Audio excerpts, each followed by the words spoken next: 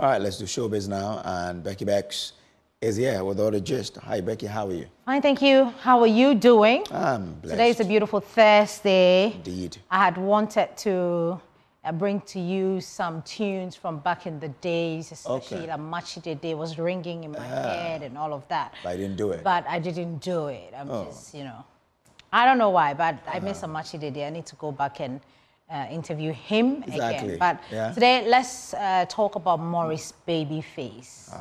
That soothing voice, that producer. So my colleague, Nicholas Ekoyamo, caught up with him recently, and he's been talking about the fact that he's moved away from, you know, the secular music, and now he is into full-time gospel. And he gave us a little bit of what he makes of the gospel industry and what they should, you know, be doing instead of what they're doing now.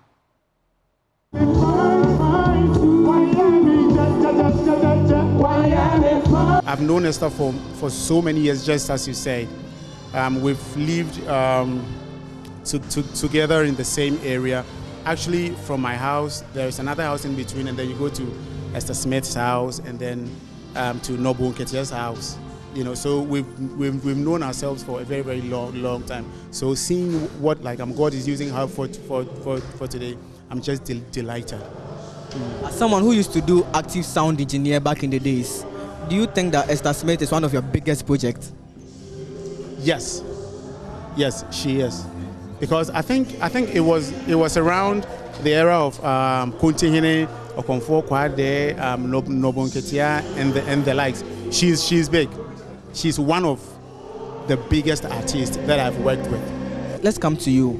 You've been in the industry for some time now, and now you've transitioned to full gospel music.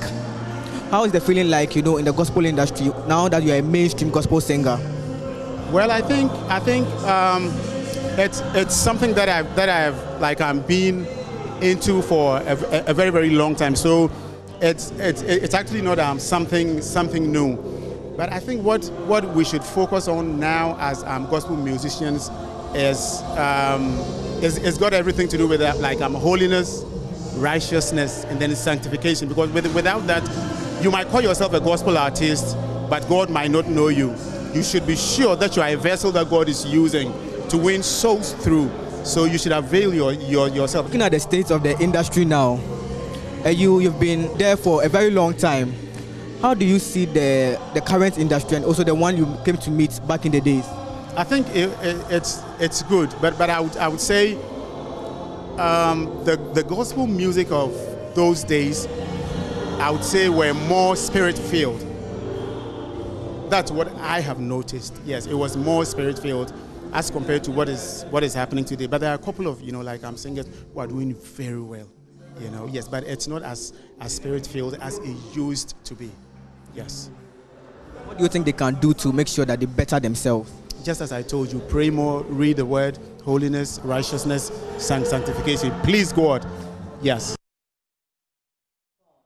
What you're supposed to do when you intend to become a gospel musician. Breeze, I know that you have that plan of becoming...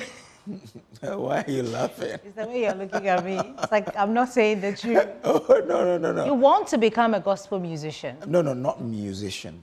But I do feel that along the line, you shouldn't be surprised if I become a pastor of a sort. Praise the Lord. Because I've always had that feeling, but the time will come. We're waiting for that time to come when Breeze will be praying for us here every single day, probably after the news. But let's talk some showbiz and politics. You know, the last time I told you about Nicholas Omane Echampong, saying that he had people insulting him because he's endorsed Dr. Mahmoud Baumia, yes. We have in the news also Mr. Beautiful, an actor, also saying the same thing, that, I mean, this is what is happening. So if you're a public figure and you decide that you want to endorse one political party or the other, this is something that you might probably be facing. I just came back. Even my TikTok account, Mr. Beautiful Original, my opinion about 2 months ago. 2 months ago. Let me open TikTok. So for 8 years, you were not on social media. Why did you leave? People just come there and insult me and go. What were they insulting you about? Because they were not matured. What were they saying? Somebody will come and say, we are buapa, we are crossing. Why can't just your mama beat my president? Also, it was in connection with your affiliation. Thank you. And recently, that evening message, I gave it to His Excellency and he read it. Somebody sent me a message from Takrady, Western region. You know, Western Sakeni Takrady are typical MPP communities. Right. A young lady sent me a message. It's here. I say, Mr. Beautiful, I never liked you when I was growing because of your NDC and John Mahama thing. But today, I want you to ask Almighty Allah for forgiveness for me because I insulted you. I never liked you. Not knowing you saw something that we did not see. Let's still stay on politics now. Nana Kwame Bediaku's 12-point policy captures the creative economy in areas of music, film, fashion, and arts. During his virtual policy launch held on Sunday, September 1, 2024, the leader and presidential aspirant for the new force, who is popularly known as Cheddar, dedicated his 12th apostolic governance pillar to the arts and culture. He mentioned how beneficial the establishment of an ultra-modern film studio will be to Ghana's film industry. Entertainment for me is very interesting. You know, we have the likes of some of the greatest artists coming from this country, you know, and we go way back from Osibi says, when they made it to the international platform, but we couldn't protect or secure their royalties because we didn't even build the machine. Today, the New Falls have decided to build the right machine for pushing the Publishing Act that protects the IP of our content creators. I mean, you're talking from bloggers to influencers to YouTubers, authors, painters, musicians, music softwares and filmmakers and software licenses, all of this. We have to protect it. We need to build a world-class studio.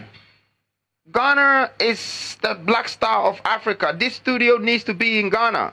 We need to build that studio, that Hollywood type studio, that Tyler Perry studio type. And that is going to attract the market from other countries. It's going to boost tourism. It's going to bring people from South Africa, Nigeria, England, Europe, America to come here and make their movies and do their production. And of course, we need to entrust the national security to partner or collaborate with the NCA and the cybersecurity department to clamp down the piracy completely. Well, may the best person win come December 7 when we go to the polls. Last time I was listening to Trevor Noah, and he says that looks like every American president has an accent that, you know, they speak in. Okay. You know, so I don't know. Cheddar has an accent.